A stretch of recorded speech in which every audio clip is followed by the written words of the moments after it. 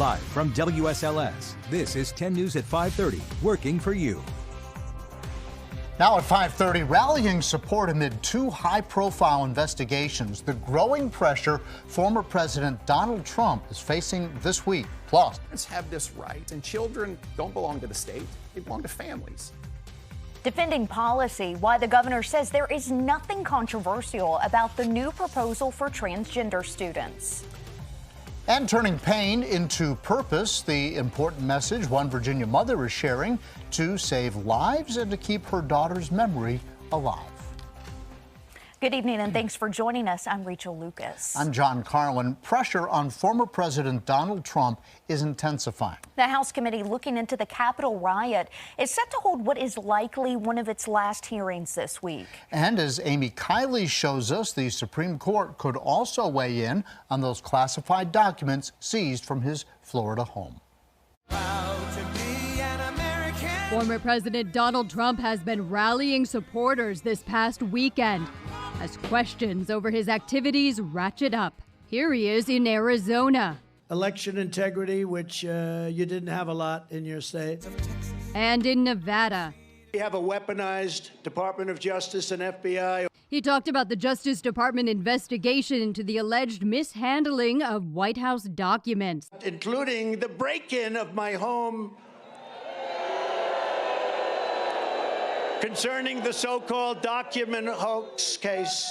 A dispute around that probe has reached the Supreme Court. It gave the DOJ until Tuesday to weigh in on whether a special master should have access to the classified documents involved. Then on Thursday, the House Select Committee investigating the January 6th Capitol riot is set to hold one of its final hearings. Honestly, this was a plot that began and was carried out with great intention by Trump world, including the president himself, utilizing violent extremists.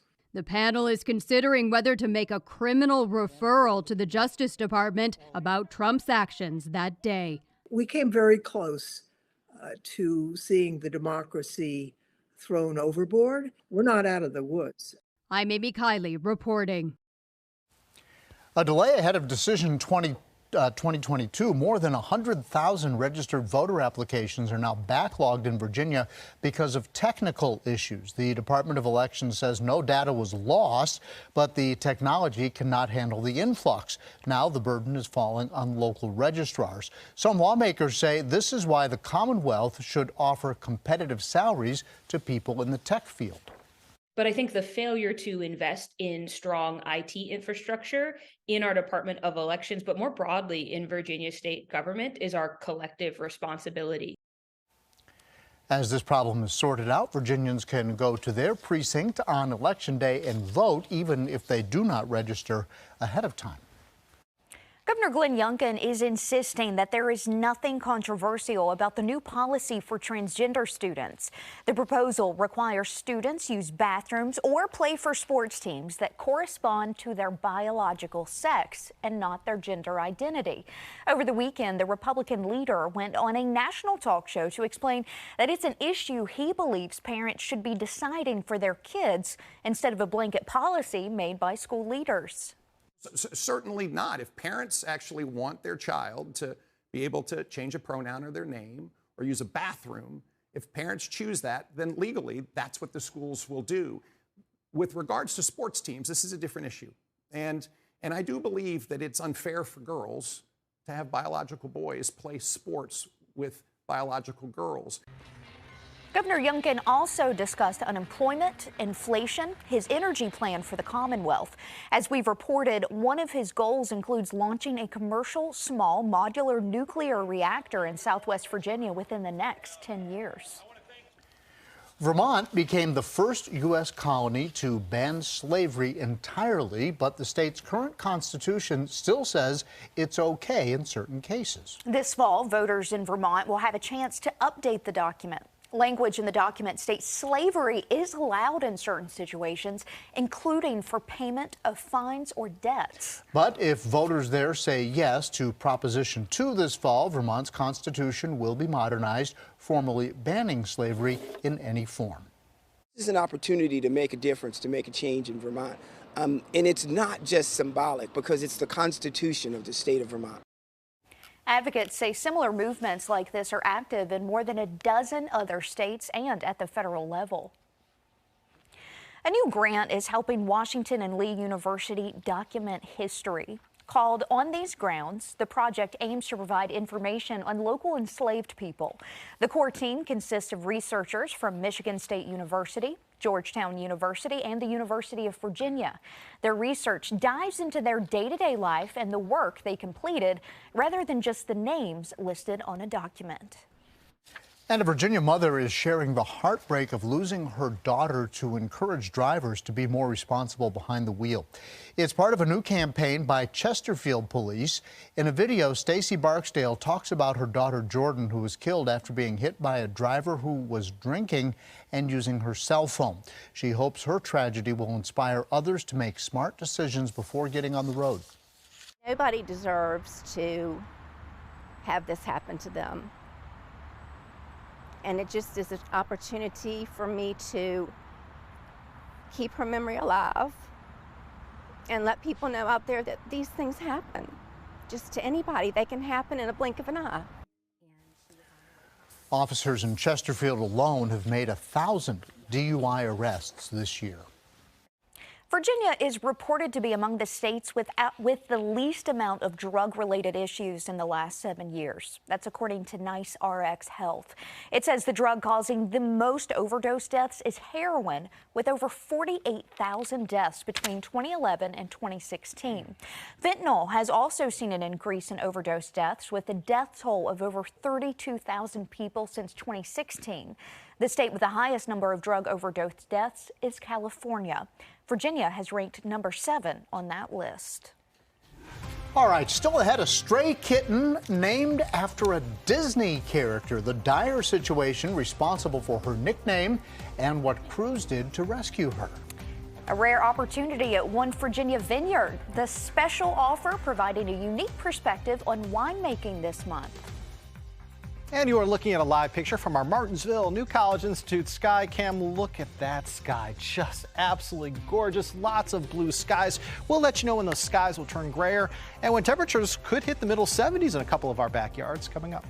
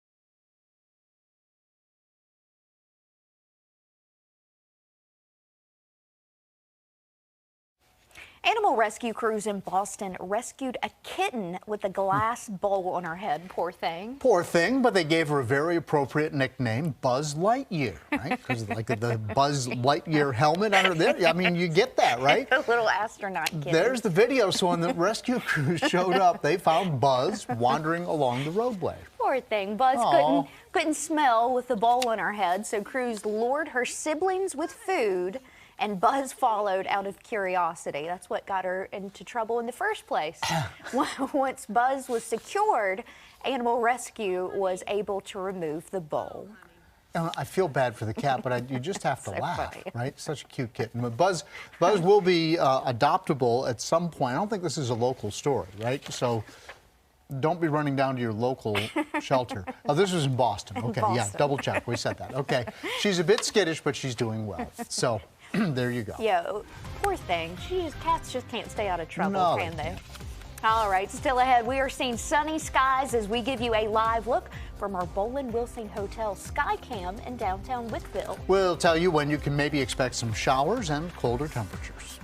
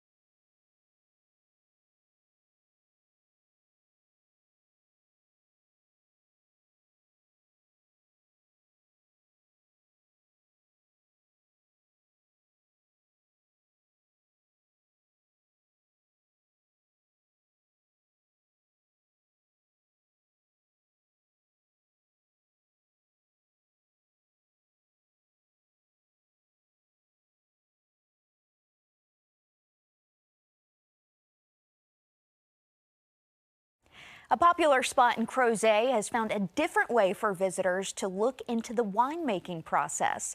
King Family Vineyards is letting people taste wine in its early stages of fermentation.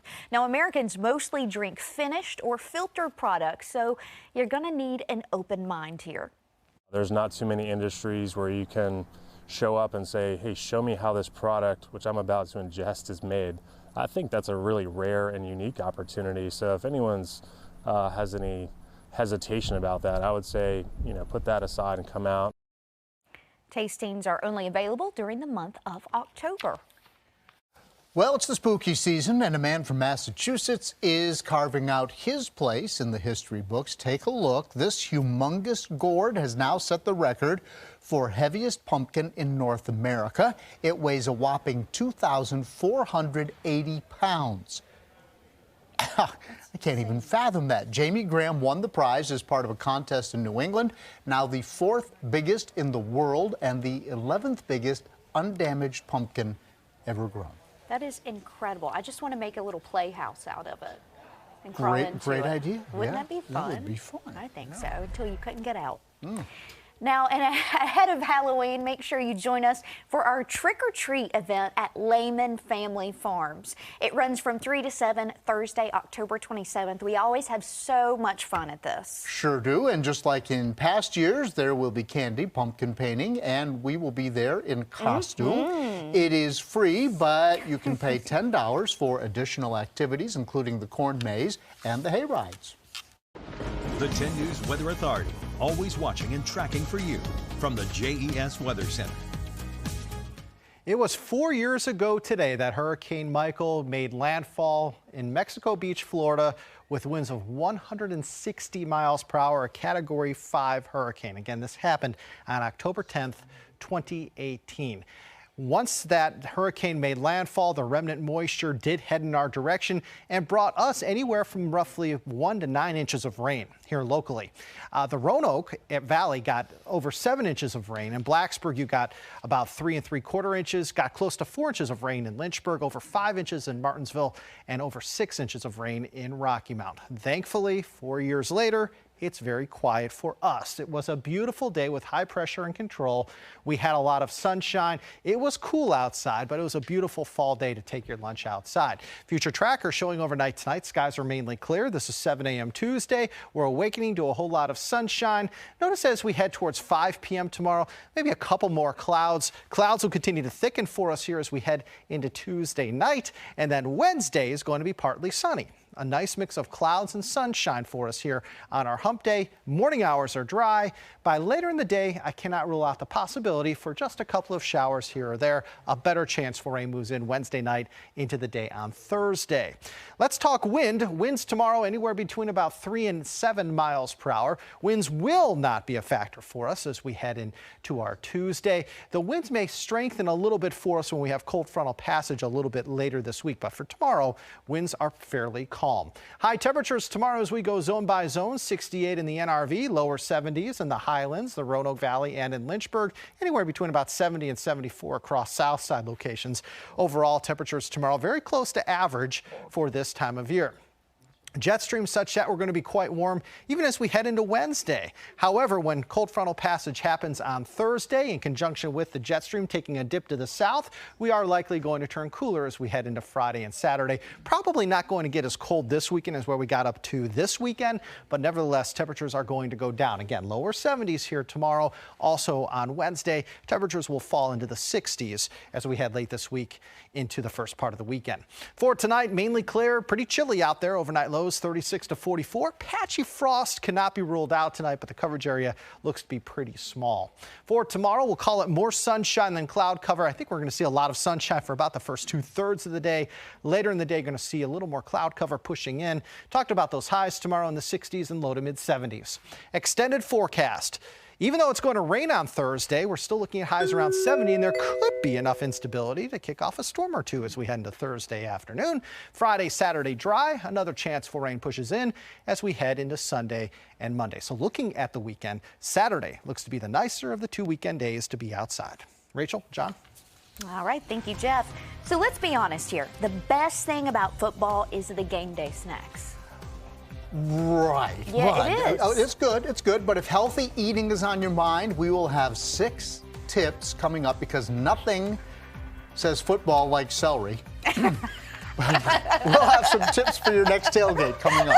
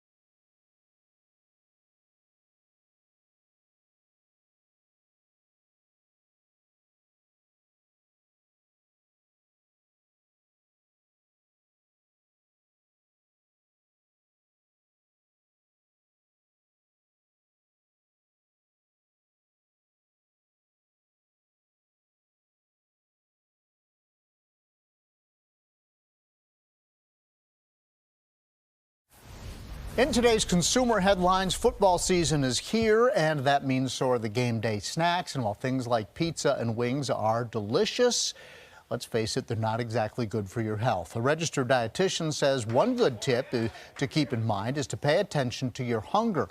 Are you actually hungry, or are you just mindlessly eating during the game? Come on, that happens, right? They also advise that you limit the amount of alcohol that you drink so that that does not impair your decision-making on what to eat. And as for healthy alternatives, consider baking your wings instead, or maybe using an air fryer. You can also use a dry rub or sugar-free sauce. And if you are at the game, maybe swap out the hot dog for something grilled. So really getting that fiber and nutrient density. Sure, the chicken sandwich will probably have a white bun. If they have a whole grain, you could go with that option. But again, if you go with that option, that's going to be much better than, let's say, getting a hot dog and getting some fries or onion rings. And a pro tip, Cleveland Clinic also suggests putting food in the kitchen or in the dining room once everyone has eaten. That way there's less temptation to reach out on the coffee table and to just keep grazing. I'm more of the mindless eating variety. Yeah, kind of me too. Yeah. And now for some naughty food. When it comes to fast food, Taco Bell has the fastest drive-through line, and Chick-fil-A the industry's slowest. A new report found that may only be due to its popularity, so there are many cars in line. While customers spent the most time in line, they don't seem to mind, giving Chick-fil-A a 93% satisfaction rating for speed. I'm always happy with the speed there through Chick-fil-A. They're amazing. Yeah. So the second slowest drive-through, according to the survey, is McDonald's, but customers also gave the chain high marks in terms of how accurate their order is filled. That's fascinating stuff. It is fascinating. Because we all do that. We all have an opinion on the various places that we go. Chick-fil-A is one of the best. I think they're one of the fastest. They have people out in the parking lot. I don't know what else they can do. All right, we have a lot heading your way on 10 News at 6, including plans for less trash. How one Botetourt County business is paving the way to a more sustainable future. The lasting impact it could have on the valley. That's next at 6.